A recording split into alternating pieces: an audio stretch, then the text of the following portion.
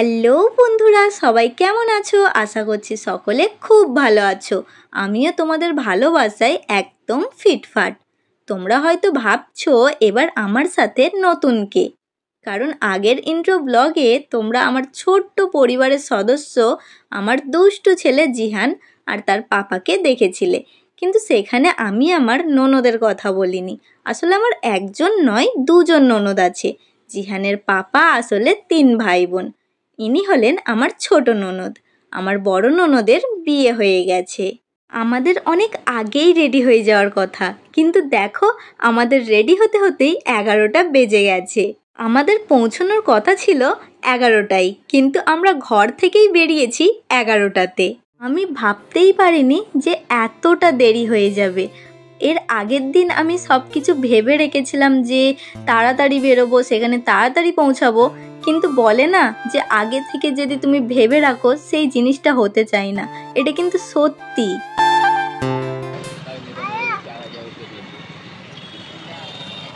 আজা বলে আব্বু আ যাও।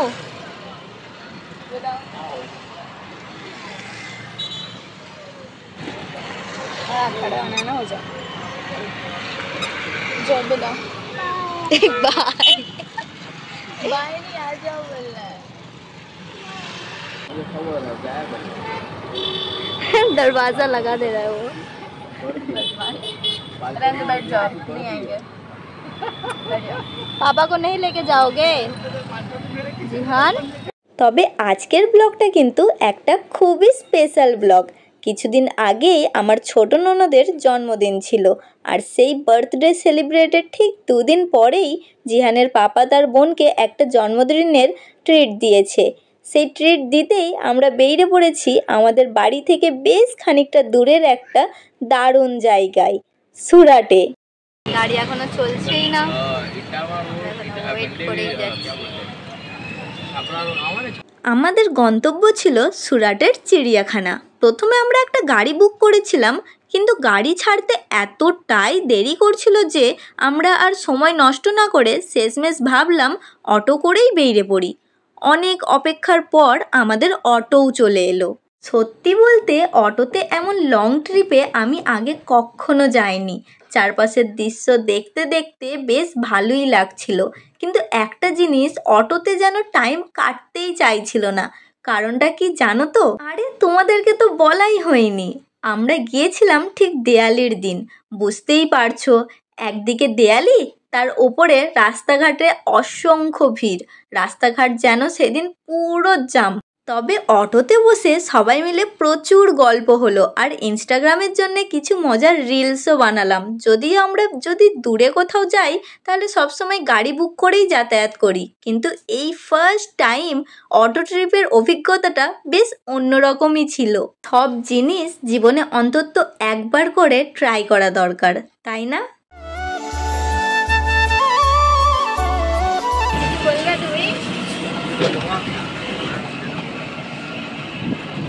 আমাকে ভাও দিচ্ছে না, আমি কথা বলছি। আমি একাই আছি, যথেষ্ট। আমার ছেলে আছে আমার সঙ্গে। এত সব জার্নির মাঝে জিহান কিন্তু এখন ঘুমিয়ে পড়েছে। ও তো অনেক সকালে ঘুম থেকে উঠে পড়েছিল, তাই এত ধকল আর নিতে পারিনি। তবে ভালোই হয়েছে, এখন যদি ও একটু ঘুমিয়ে নেয় তাহলে ঘুম থেকে ওঠার পর ও অনেকটাই এনার্জি ফিল করবে। যাচ্ছি তো যাচ্ছি, রাস্তা আর শেষ হচ্ছে না। আমি তো অটোতে বসে বসে ভাবছি যে কখন রাস্তাটা শেষ হবে।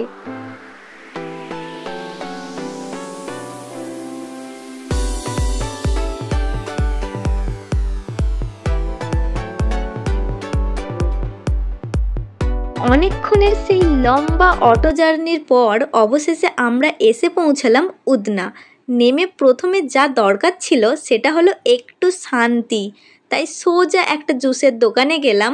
গরমে ঠান্ডা ঠান্ডা লস্যি বা জুস খাওয়ার মজাই আলাদা। আমি আর আমার ননদ তো লস্যি নিয়েছিলাম, কিন্তু জিহানের পাপা একটু জরুরি কাজে অন্যদিকে চলে গেল। আমি বললাম একটু খেয়ে যাও, কিন্তু সে বলল তোমরা খাও, আমি পরে আসছি। তবে পরে এসে আর সেই সুযোগ হলো কই। সে তো তাড়াহুড়ো করে এসে বলল, চলো আর দেরি নয়, এবার বাস ধরতে হবে। প্রথমে লোকাল বাসের কথা ভাবলেও শেষমেশ ঠিক হয়েছিল সিটি বাস ধরবো। জানেন তো, আমার জীবনের এই প্রথম সিটি বাস চড়া। আমি তো গ্রামের মেয়ে, এখানে এসে অনেক নতুন কিছু দেখেছি আর শিখেছি। সিটি বাস শুধু ভিডিওতেই দেখেছি, আজ নিজের চোখে দেখাও হলো আর চেপেও নিলাম। সত্যি বলতে সিটি বাস ভালো, কিন্তু দেয়ালির দিনে সেই ভিড় বলার বাইরে। ভিড়ের চোটে দাঁড়ানোও মুশকিল। বাসে যখনই ব্রেক কষছিল মনে হচ্ছিল যেন এক্ষুনি ছিটকে পড়ে যাব। তবে প্রথম বাসে যেমন তেমন করে কেটে গিয়েছিল, কিন্তু দ্বিতীয় বাসটা অনেকটাই ফাঁকা ছিল আর আমরা বসার জায়গাও পেয়ে গেছিলাম। কিন্তু ততক্ষণে এত জার্নি করে আমার শরীরটা বড্ড খারাপ লাগছিল। আসলে আমি এতটা জার্নিংয়ের ধকল নিতে পারি না। একটানা একটা গাড়ির পর আরেকটা গাড়ি চাপতে হচ্ছে। এই পরিস্থিতিতে আমার বমি পাওয়ার একটা সমস্যা আছে। এত শরীর খারাপ লাগছিল, সত্যি বলতে আমি আর একটুও ভিডিও বানাতে পারিনি। পুরো বাসে শুধু হাতে একটা পলিথিন নিয়ে বসেছিলাম আর বারবার শুধু জিহানের পাপাকে জিজ্ঞাসা করছিলাম কখন পৌঁছাবো আর কতক্ষণ লাগবে। যাচ্ছে না জালি দিয়ে একটুখানি ভিডিও। যাক, দীর্ঘ সেই ক্লান্তি ভরা বাস জার্নির পর অবশেষে আমরা চিড়িয়াখানায় এসে পৌঁছালাম। শরীরটা এতটাই খারাপ লাগছিল যে প্রথমে গিয়ে একটু চোখে মুখে জল দিয়ে 5 মিনিটের জন্য একটু স্বস্তি নিতে হলো। তারপর নিজেকে একটু সামলে নিয়ে আমরা চিড়িয়াখানায় এন্ট্রি করলাম। তুমিও আসো না, এরকম ফটকে ফটকে যাচ্ছ কেন? আমার ছেলেটাকে দেখাও। হাই, গরমে বহুত हालत खराब हो गया है। एक जानवर दूसरे जानवर को देखते हुए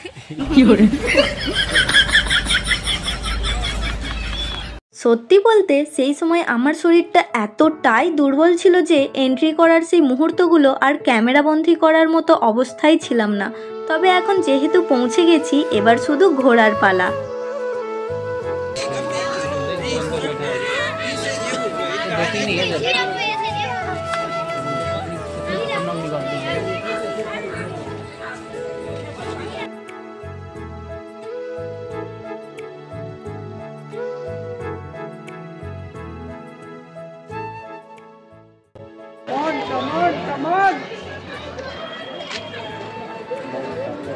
आजा इधर पानी पी ले।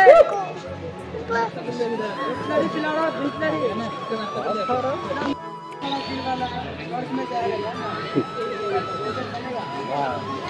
अब भी है। चला गया क्या भेजा? एक बार तो पिला। हाँ, हो जाता है। এই লোক गैप दे लेना।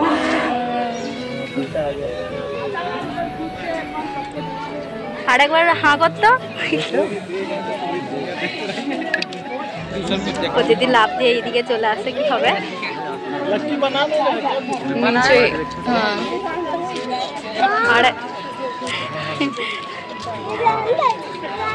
এখানে এই বাঘটার অবস্থা খুব একটা ঠিক লাগছে না, দেখেই মনে হচ্ছে তার শরীরটা খুবই খারাপ। আমাদের যেমন শরীর খারাপ হলে আমরা ঝিমিয়ে যাই, ঠিক তেমনি এই বাঘটাও দেখো যেন ঝিমিয়ে গেছে। আর এক জায়গা থেকে অন্য জায়গায় তো সে নড়তে চড়তেও পারছে না।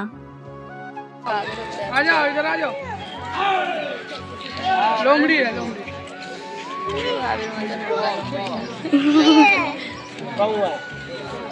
चलो आजा आजा चलो चलो।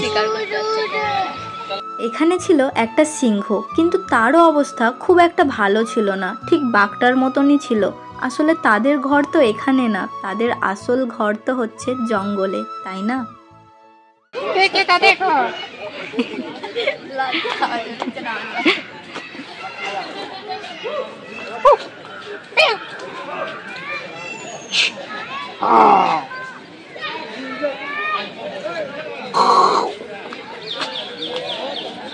চিড়িয়াখানার এরিয়া অনেকটা ছিল, আমাদের তো এখনো অর্ধেকটাও ঘোরা হয়নি। আর এদিকে দেখো জিহানের আব্বুর পা ব্যথা করছে, বলছে নাকি আমি আর এক পা হাঁটতে পারবো না। আমি যে খুব ভালো আছি তা কিন্তু একদমই নয়, কারণ এই বুটগুলো পরার পর আমার পা এত ব্যথা করছিল, যখনই জুতোটা খুলে মাটিতে পা রাখলাম তখন একটা দারুণ শান্তি পেলাম। হ্যাঁ, আর একটা কথা, আমরা কিন্তু দুপুরের লাঞ্চ ঘর থেকেই বানিয়ে নিয়ে এসেছিলাম। আমরা বুঝতে পেরেছিলাম এত বড় চিড়িয়াখানা ঘুরতে গেলে সময় মতো হয়তো খাওয়া দাওয়া হবে না এবং খিদেও পেয়ে যাবে। আমাদের খাওয়া দাওয়া কমপ্লিট হয়ে গেছে আর আমরা এখন ভাল্লুক দেখতে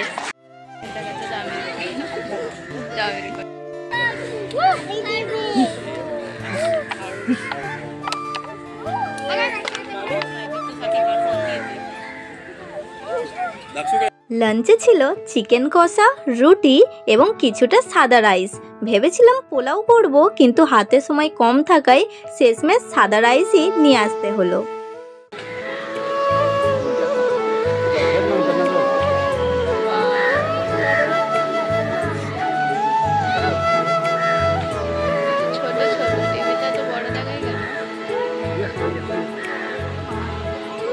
কত সুন্দর লাগছে এই ভাল্লুকগুলোকে দেখতে। আমরা তো এতদিন শুধু টিভিতেই দেখে এসেছি, সামনাসামনি যে ভাল্লুক এত ছোট হবে কখনো ভাবতেই পারিনি।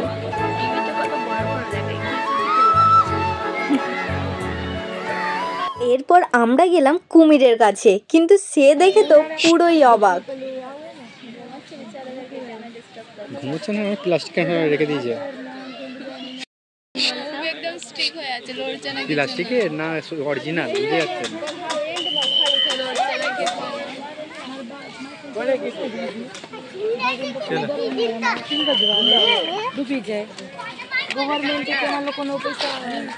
কুমিরটা নিজের জায়গা থেকে একদম নড়াচড়া করছিল না, সেই দেখে মানুষজন তাকে কত পাথর ছুঁড়ছিল, আর সেখানকার ওয়াচম্যান সেইটাতেই বলছিল যে তোমরা এরকম করো না, তার জন্যই বারবার সিটি মারছিল। তবে টিভিতে যেমন দেখি সেম কিন্তু এখানে। यो अंडा दिन का मिलता है, जो मालिक उनसे मजा आता है। भागो शेर আসলো, यो ऐसे ही चल लो था ना, नीचे से अंडा पकड़ दो बड्डो सा। चलो। এরা এখানে বলছিল যে যখন এই উট পাখিটা যাবে তখন তুমি তার নিচে যদি চুপ করে বসে থাকো, তারা যখন ডিম পারবে তখন তুমি সেই ডিমটা কিন্তু ধরে ফেলতে পারবে। আর উট পাখির ডিম কিন্তু অনেকটা বড় হয়। আচ্ছা, তোমরাই বলো তো এটা কি? এটাকে দেখে কি মনে হচ্ছে? সত্যি কথা বলবে, কমেন্টে কিন্তু সত্যি করে জানাও যে এটাকে দেখে তোমাদের কি মনে হচ্ছে। তবে আমি এখন বলে দিই, এটা হচ্ছে অ্যাকচুয়ালি হরিণ।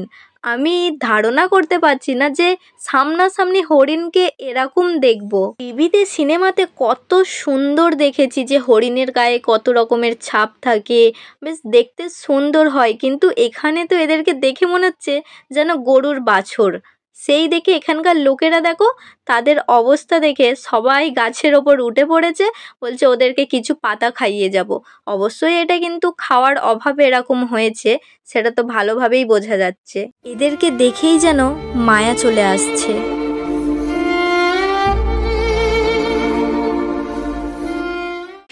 কেমন লাগলো? আসতে ভালো লাগলো, কিন্তু আলা হয়ে গেল, বহুত ই আলা হয়ে গেছে, बहुत ही आला हो गया। चलो मारा पर जो फोन दियो, आराम से आराम से आराम से आराम से वो গাইস, এত পরিমাণে আলা হয়ে গেছি যে কি বলবো, ধারণার বাইরে। প্রচুর আলা হয়ে গেছি, প্রচুর। আমার পা যেন আর চলছে না, পায়ে এবার চাকা লাগাতে হবে।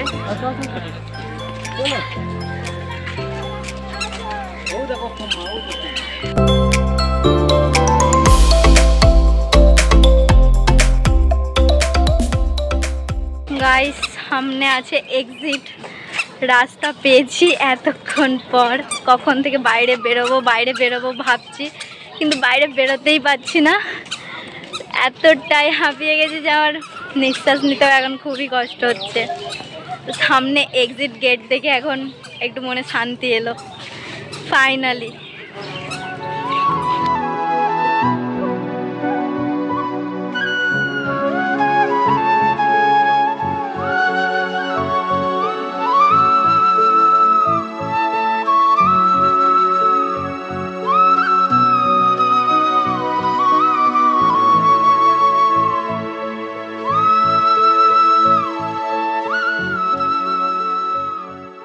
চোখে আমার এত খুশি যে আমি তোমাদেরকে বলে বোঝাতে পারবো না। কারণ আমরা চিড়িয়াখানায় ঢুকেছিলাম প্রায় 1টার সময় চিড়িয়াখানায় ঢুকেছিলাম আর আমরা বেরিয়েছি 5টার সময়। তোমরা বুঝতেই পারছো সে তখন থেকে একভাবে আমরা তো অর্ধেক চিড়িয়াখানা ঘোরার পর বলছিলাম যে আর পারবো না, আর আমাদের দ্বারাই হবে না, চলো তাহলে এবার এখান থেকে চলে যাই, অন্য কোথাও যাব।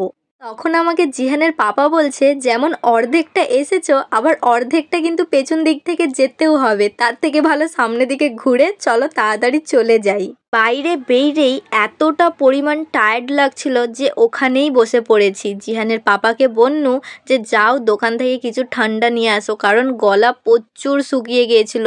আমাদের কাছে পানির বোতল ছিল কিন্তু অর্ধেকটা এসে যাওয়ার পর সে পানির ট্যাম্প আর কি পেছন দিকে ছিল, তো আর ঘুরে গিয়ে নিতে পারিনি কো, তো প্রচুর গলা শুকিয়ে গিয়েছিলো, এই জন্য ঠান্ডা খাওয়ার প্রচুর মন হচ্ছিল। আমাদের জন্য এনেছিল স্প্রাইট আর জিহানের জন্য এনেছিল মাজা।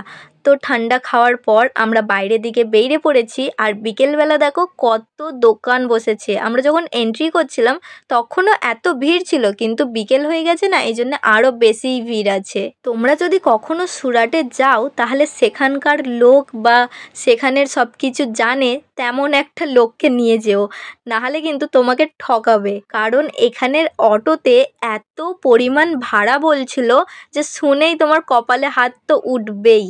মানে শুধু 20 মিনিট কি আধা ঘন্টা রাস্তাতে তোমার ভাড়া বলছিল, কেউ বলছিল 300 টাকা, কেউ বলছিল 400 টাকা, আবার কেউ কেউ তো বলছিল যে 600 টাকা। লাস্টে তো একটা অটো পেলাম, সে বলল কি যে যত ভাড়া ততই নেবো। তো আমরা জিজ্ঞেস করনু যে কত ভাড়া, তো বলল 3 জনকার 100 টাকা দেবে। তো এই শুনে তো আমরা একটু স্বস্তি পেলাম যে ঠিক আছে। অটো থেকে নেমেই এখানে দেখো আমরা একটা বাজারে এসেছি, তবে এই মুহূর্তে এই বাজারের নামটা আমার মনে পড়ছে না। এত ভিড় আমি কি ক্যামেরায় অন করতে পারছি না।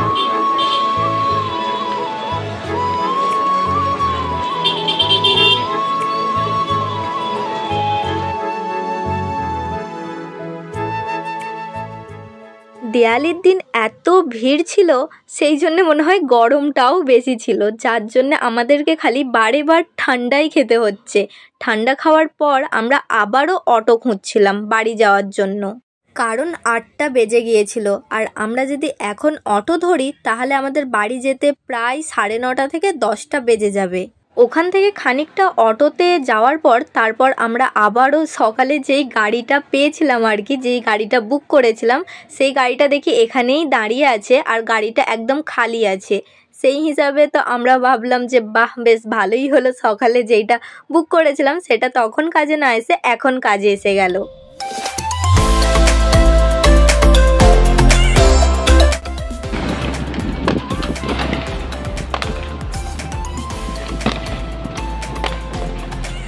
সুরাট থেকে আসার পর আমরা আমাদের এখানেই রাতের ডিনারটা সেরে ফেললাম। এই বিশাল চিড়িয়াখানা ঘোরাঘুরির এক দারুণ অভিজ্ঞতা ছিল। তোমাদের যদি কখনো এখানে আসার সুযোগ হয় তবে তোমরা কোন পশুকে আগে দেখতে যাবে আমার কমেন্ট বক্সে কিন্তু অবশ্যই জানাবে। তো আজকের মতো এখানেই শেষ, আবার দেখা হবে নেক্সট ব্লগে। সবাই ভালো থাকবে, সুস্থ থাকবে।